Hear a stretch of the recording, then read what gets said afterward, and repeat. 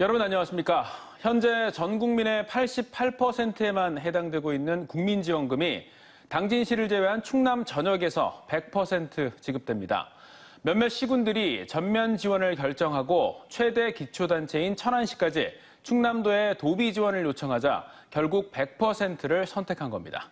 충남이 100% 지원을 받게 되자 대전시와 세종시는 고민에 빠졌습니다.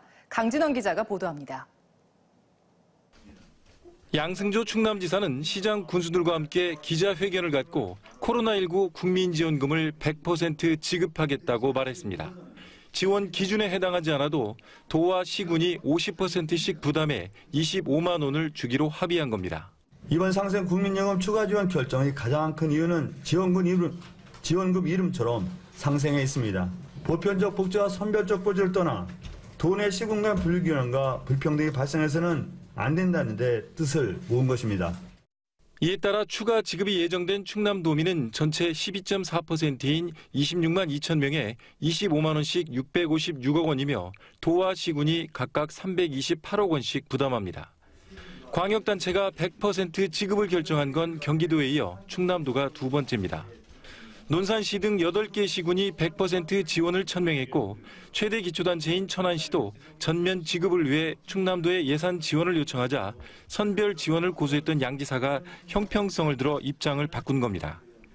박상돈 천안시장을 비롯한 일부 단체장은 정부의 지원 기준이 혼선을 야기했다며 비난하면서도 어쩔 수 없는 선택이었다고 밝혔습니다. 제 생각과 약간의 괴리가 있지만 많은 젊은 우리 시민들의 희망 고문 상태를 이쯤에서는 종식시켜야 되겠다는 생각이. 한편 당진시는 충남의 100% 지급 결정에 찬성하지 않는다며 유일하게 합의에서 빠졌습니다. 충남도는 추가 지급되는 국민지원금은 근거 조례를 만든 다음 11월부터 지역화폐나 선불카드로 지급할 예정입니다. 충남의 이 같은 전격적인 발표가 있자 선별 지원 방침인 대전과 세종시도 고민에 빠졌습니다. 대전시는 100% 지급 검토를 발표했다가 다시 선별 지원으로 정리하는 등 혼선을 빚는 모습이었고 세종시는 이춘희 시장의 지시로 100% 지급이 가능한지에 대한 검토에 착수했습니다. TJB 강진원입니다.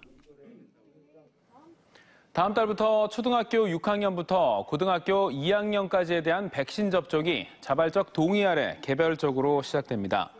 대전과 세종 충남교육청에 따르면 고등학교 1, 2학년생인 2004년생과 2005년생은 다음 달 5일부터 사전 예약 후 18일부터 백신 접종을 2회 개시합니다. 초등학교 6학년과 중학교 1, 2, 3학년생인 2006년생부터 2009년생은 다음 달 18일부터 접종 예약을 진행하는데 6학년이라도 2010년생은 접종에서 제외됩니다. 이번 접종은 고3 학생들과 달리 개인의 희망과 보호자의 자발적 동의를 기반으로 개인별 사전 예약 후에 동네 병의원 등 위탁 의료기관에서 시행되며 일선 학교들은 접종일로부터 접종 후 이틀까지는 출석 인정으로 처리한다고 밝혔습니다. 지난주 추석 연휴가 지나고 우려했던 코로나19 확산세가 현실로 나타나고 있습니다. 지난 주말 대전의 코로나19 확진자 수가 이틀 내내 50명을 넘기면서 4차 대유행이 정점이었던 2달 전 상황으로 고스란히 돌아갔습니다. 여기에 10월 초에 개천절과 한글날 연휴가 잇따라 있어서 4차 대유행을 뛰어넘는 확산세로 이어질 수 있다는 우려까지 나오고 있습니다. 장석영 기자입니다. 지난 주말 대전의 코로나19 확진자는 이틀 내내 50명을 넘겼습니다. 주말에 50명대를 넘긴 건 4차 대유행이 정점을 찍었던 7월 31일과 8월 1일 60명대 이후 8주 만입니다. 추석 연휴 이후 코로나 확진자가 대폭 늘어날 것이라는 우려가 현실이 된 겁니다. 방역당국은 예견은 했지만 매우 엄중한 상황이라며 이번 주가 최대 고비가 될 것으로 보고 있습니다. 다음 달 초 개천절과 한글날의 대체 휴일로 사흘간의 연휴가 연이어 있어 방역에 더욱 주의해야 합니다. 방역 위험 요소가 잇따르고 있는데 개인들은 피로감이 쌓여 통제가 쉽지 않은 상황인 겁니다. 특히 백신 접종률이 낮은 젊은 층, 유학생들 사이에서도 확진자가 쏟아져 전국 최초로 대전에서는 기숙사 입소 학생에 대해 오늘부터 다음 달 4일까지 코로나 검사를 받도록 행정명령을 내렸습니다. 행정명령을 이행하지 않았다가 코로나19를 확산시키면 최고 200만 원의 벌금에 처할 수 있으며 형사처벌과는 별도로 손해배상이 청구될 수도 있습니다. 또 단풍 시즌에 들어섭니다. 그렇기 때문에 이번에 예방을 하지 않으면 앞으로 추세가 급속하게 늘어날 예측이 가능하기 때문에 이번에 우리 시민들 여러분께서는 최소한의 방역당국은 오는 30일 새로운 사회적 거리두기 조정안을 발표할 예정인 가운데 일상으로의 복귀를 위한 단계적 일상 회복, 즉 위드 코로나 가능 여부는 이번 주 방역 결과에 달렸다며 사적 모임 자제와 개인 위생에 신경 써줄 것을 당부했습니다. TJB 장석영입니다. 국회 세종의사당 설치를 위한 국회법 개정안이 마지막 관문인 국회 본회의 통과를 앞두고 진통을 겪고 있습니다. 여야가 언론중재법 처리를 놓고 갈등을 겪으면서 국회 본회의가 열리지 못하고 결국 내일로 연기됐습니다. 서울방송센터 김성민 기자입니다. 당초 국회는 오늘 오후 본회의를 열어 국회 세종의사당 설치를 위한 국회법 개정안 등 법안 처리에 나설 계획이었습니다. 하지만 언론중재법 처리 여부를 놓고 여야가 갈등을 겪으면서 안건 상정이 이루어지지 못했고 국회 세종의사당법도 국회 본회의를 통과하지 못했습니다. 여야는 박병석 국회의장 주재로 릴레이 회동을 벌였지만 이견을 좁히지 못했고 내일 오전 11시 다시 만나 회동을 한 뒤 오후 2시에 국회 본회의를 열기로 했습니다. 지난주 금요일 국회 법사위를 통과한 국회 세종의사당법은 국회 본회의 처리만을 남겨놓은 상태입니다. 따라서 국회 본회의만 열리면 9월 정기국회 내 처리는 가능합니다. 만일 내일 국회 본회의 처리가 무산되더라도 여야는 29일 한 차례 더 국회 본회의를 열기로 합의해 국회법 개정은 큰 문제가 없어 보입니다. 국회 세종의사당 설치 근거인 국회법 개정안은 국회 분원으로 세종의사당을 둔다고 명시하고 있습니다. 이와 함께 국회 사무처가 올해 설계비 예산을 활용해 세종의사당 건립에 관한 기본 계획을 조속히 수립한다는 내용을 담고 있습니다. 개정안은 또 공포 후 즉시 시행이기 때문에 국회 세종의사당 기본 설계비 147억 원을 이미 확보한 상황에서 법안이 통과되면 국회 세종의사당 건립은 더욱 탄력을 받을 것으로 전망됩니다. TJB 김성민입니다. 대전 시내버스 노조가 오는 30일 파업에 돌입합니다. 노조 측은 오늘 찬반 투표를 거쳐 81%가량이 찬성해 파업이 가결됐다며 내일 오전 10시에 출정식을 갖고 오는 29일까지 사측인 대전운송사업조합에서 대안을 제시하지 않으면 30일 첫 차부터 총파업에 들어가기로 했습니다. 노사 양측은 조합원 정년 연장과 법정 공휴일의 유급 휴일화 등 조합원 처우 개선을 놓고 올해 임금 단체 협상을 7차례 가졌지만 이견을 좁히지 못했습니다. 한편 시는 2005년부터 버스 준공영제를 시행하고 있으며 코로나19 여파로 지난해 재정지원금이 1,100억 원대로 급격히 늘면서 버스 공사를 설립해 완전 공영제로 전환해야 한다는 목소리도 나오고 있습니다. 국민의힘 대전, 세종, 충남부 위원장들이 충청권 예산과 현안에 대한 정부의 홀대를 비판하고 있습니다. 양홍규 대전시당 위원장은 정부가 호남선 철도 2단계 노선에 1조 원을 반영했지만 서대전역 활성화 예산에 단 1억 원만 반영했다며 호남만 챙기는 문재인 정부에게 대전은 철저히 소외됐다고 주장했습니다. 이명수 충남도당 위원장은 현 정부 충청권 공약으로 제시됐던 충청권 문화산업철도와 동서횡단철도는 4차 국가철도만 계획에 아예 빠져버렸다며 충청홀대를 좌시하지 않겠다고 밝혔습니다. 40시간 넘게 조난된 할머니 옆을 지키며 전 세계를 감동시킨 충남 홍성의 백구 이야기 기억하시죠?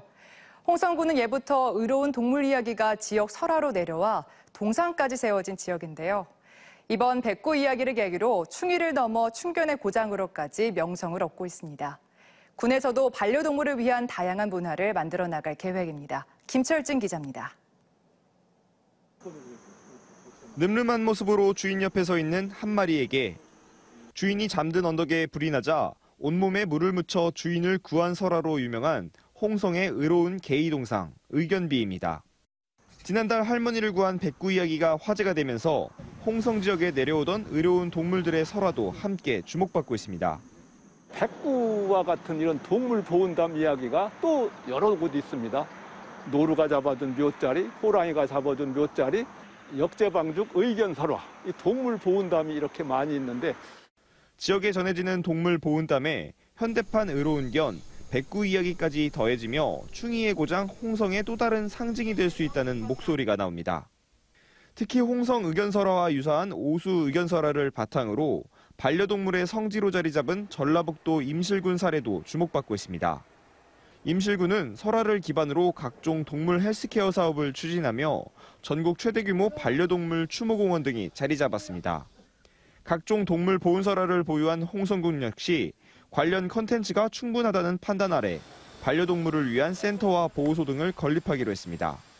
반려동물들을 위한 병원부터 유기동물 보호 입양센터를 만들어서 반려견과 함께하는 이제 놀이시설까지 체계적으로 우리가 동물 보호 시스템을 갖춘 반려동물 문화센터를 건립할 계획으로 내년도에 준공 목표를 지금. 모두의 마음을 따뜻하게 한 백구 이야기. 잠들어 있던 지역 설화를 깨우고 새로운 반려동물 문화를 만드는 계기가 될지 주목됩니다. TJB 김철진입니다. 지난 1932년 개통해 단선철도로 남아있던 장항선이 복선전철로 개선됩니다. 충남도는 장항선 보령 운천역에서 전북 군산 대야역 사이 39.9km 구간에 대한 복선 전철화 사업이 최근 기획재정부 총사업비 조정 심의를 최종 통과했다고 밝혔습니다. 장항선 복선 전철화 사업은 총 예산 1조 32억 원이 투입돼 2026년 완료되며 복선철도에 고속열차가 투입되면 서천에서 서울까지 1시간 10분 주파가 가능해집니다. 프로축구 대전 하나시티즌의 K리그 일부 승격에 빨간불이 켜졌습니다. 대전은 어제 열린 김천 상무와의 경기에서 1대2로 패함으로써 앞으로 남은 5경기에서 오전 전승을 거두고 1위 팀 김천이 전패를 할 경우에만 1부 리그 자동 승격이 가능합니다. 이에 따라 현재 2부 리그 3위인 하나시티즌은 플레이오프전에서 2부 리그 2위를 꺾은 뒤 1부 리그 11위 팀을 상대로 승리해야만 1부 리그 승격이 가능해졌습니다. 세종에서 파리바게뜨 등 SPC그룹 가맹점으로의 빵과 재료 등 운송을 막은 민주노총 공공운수노조 화물연대본부 소속 노조원 61명이 붙잡혔습니다. 이들은 SPC 삼립 세종 공장에서 나가려는 밀가루 운반 화물차를 막아 세우거나 집회 과정에서 경찰관의 공무를 방해한 혐의를 받고 있으며 입건 노조원 중 1명은 구속됐고 3명에 대해서는 구속영장이 청구됐습니다. 화물연대 노조원들은 지난 23일부터 세종공장 앞에서 열악한 노동 조건 개선 등을 주장하며 농성을 벌이다 어제 자진 해산했습니다. 중소벤처기업부 공공홍보물에 성차별적인 표현이 다수 확인된 것으로 나타났습니다.